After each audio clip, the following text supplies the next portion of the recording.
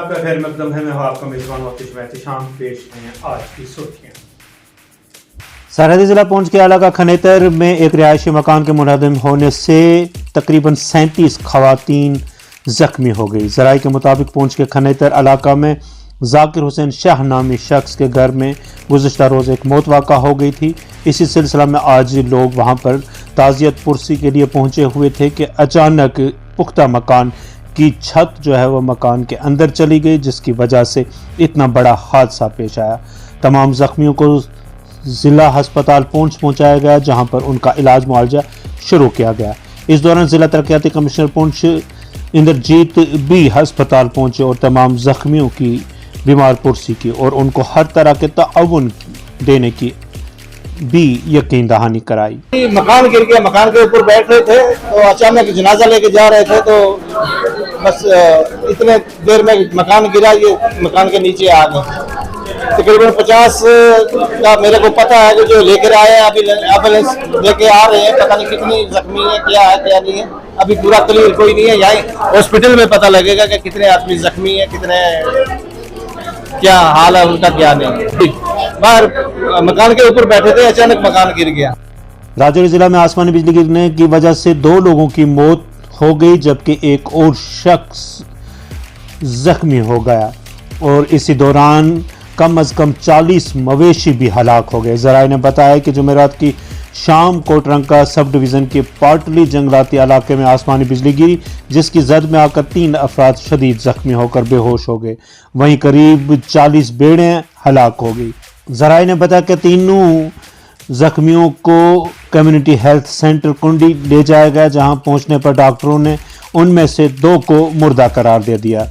जराये के मुताबिक मुतवफ़ीन की शिनाख्त 28 साल जफर इकबाल वल्द मोहम्मद बशीर सकना पंज नाड़ा और मोहम्मद फैज़ वल्द अब्दुल गनी उम्र 22 बरस सकना पंचायत हल्का जगलानू के तौर पर हुई है। उन्होंने बताया कि 22 साल शौकत अली वल्द वली मोहम्मद साकिन पंजनाड़ा शदीद तौर पर जख्मी हुआ है और उसे मजीद इलाज के लिए गवर्नमेंट मेडिकल कॉलेज राजौरी में इंतकिल किया गया है। मुकामी ज़राए ने बताया कि वाक़ा में कम अज़ कम 40 भेड़ें भी हलाक हुई हैं। वाक़ा के बाद इलाका में सफ़े मातम बिछ गई। मरकजी वज़ीर दाखिला ने जम्मू कश्मीर के सिक्योरिटी सूरत हाल का जायजा लेने के लिए नई दिल्ली में एक आला सतही इजलास मुनक्कद किया, जिसमें जम्मू कश्मीर के लेफ्टिनेंट गवर्नर समेत सिक्योरिटी एजेंसियों के अहदेदारों ने शिरकत की। सरकारी ज़राए ने बताया कि जम्मू कश्मीर में G20 इजलास, अमरनाथ यात्रा के लिए सिक्योरिटी इंतजाम और जम्मू कश्मीर की मजमूई सिक्योरिटी सूरत हाल के साथ साथ तरक्याती कामों का जायजा लेने के लिए वज़ीर दाखिला अमित शाह ने नई दिल्ली में एक आला सतही मीटिंग की सदारत की।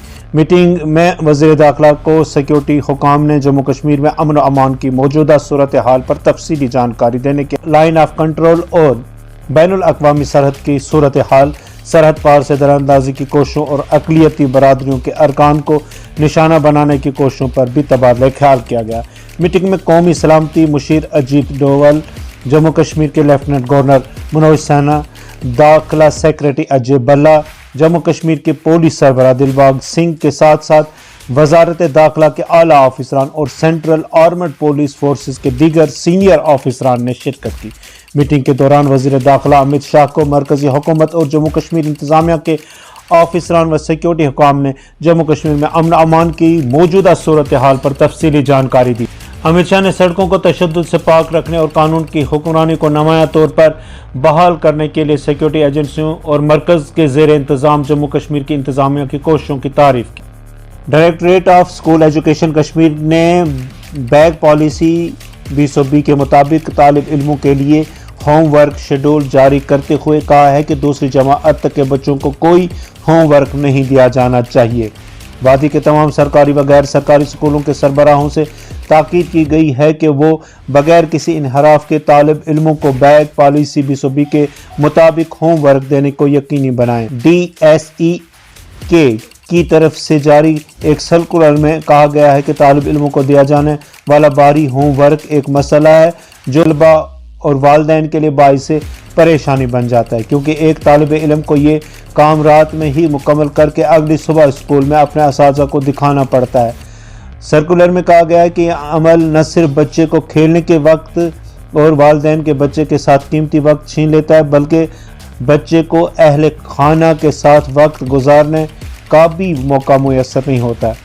محکمے کی طرف سے جاری سرکولر کے مطابق بھاری ہوم ورک سے بچنے کی تخلیقی صلاحیتیں بھی متاثر ہو جاتی ہیں۔ استاد کے لیے بھی بچے کی تخلیقی صلاحیتوں اور تنقیدی سوچ کو پروان چڑھانے کا وقت نہیں ہوتا۔ سرکولر میں بتایا گیا کہ ضرورت اس بات کی ہے کہ بچوں کو تخلیقی سرگرمیوں میں مصروف رکھا جائے، گروپ مباحثوں کا اہتمام کیا جائے تاکہ بچے بغیر کسی خوف کے اپنے خیالات کا اظہار کر سکیں۔ اس سرکولر کے مطابق بیک پالیسی 2020 کی روز سے دوسری جماعت تک کے طالب علموں کو کوئی ہوم ورک نہیں دیا جانا چاہیے، جبکہ تیسری سے 5ویں جماعت تک کے بچوں کو ہفتے میں زیادہ سے زیادہ 2 گھنٹے، 6 سے 8ویں جماعت تک کے طالب علموں کو دن میں زیادہ سے زیادہ 1 گھنٹہ، جو ہفتے میں 5 سے 6 گھنٹے، اور سیکنڈری اور ہائر سیکنڈری کے طالب علموں کو دن میں زیادہ سے زیادہ 2 گھنٹے، جو ہفتے میں 10 سے 12 گھنٹے ہے، کام دیا جانا چاہیے۔ جموں کشمیر اپنی پارٹی کے سربراہ سید الطاف بخاری نے جمعرات کو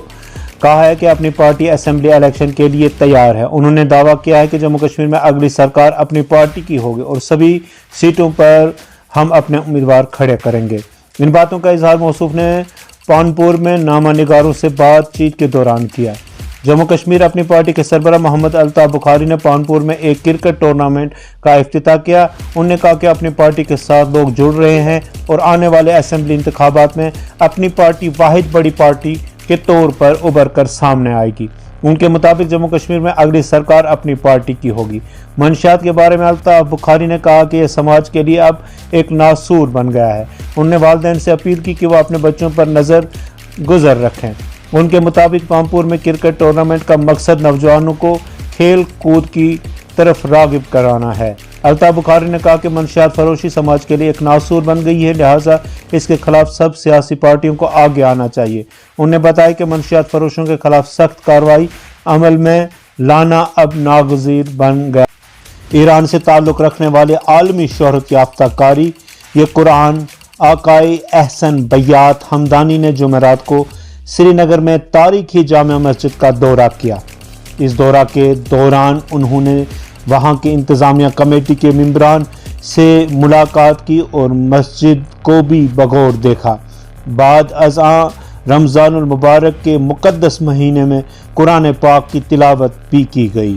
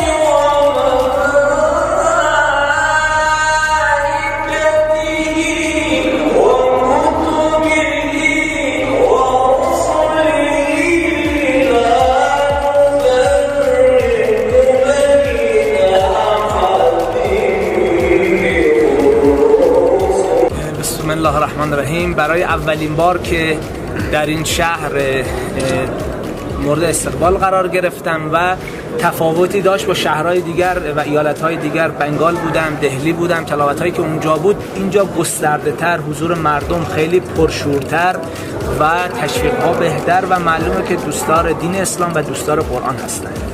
کہہ رہے ہیں کہ میں مختلف اسٹیٹوں میں تھا ابھی تک، دہلی، کلکتہ میں کلکتہ سے سیدھی اتر آیا ہوں، لیکن جو یہاں پر استقبال اور قرآن سے محبت کا میں نے والہانہ استقبال دیکھا وہ باقی اسٹیٹوں کی نسبت بہت ہی بہتر ہے اور وہ میرے لیے تشویق اور شوق کا باعث ہے۔ اردو چینل میں آج بس اتنا ہی۔ اپنے میزبان محتشم احتشام اور اردو چینل کی پوری ٹیم کو دیجیے اجازت۔ آپ ہمارا چینل سبسکرائب کریں، ویڈیوز لائک اور شیئر کریں اور اپنے تاثرات سے ضرور نوازیں۔ خدا حافظ۔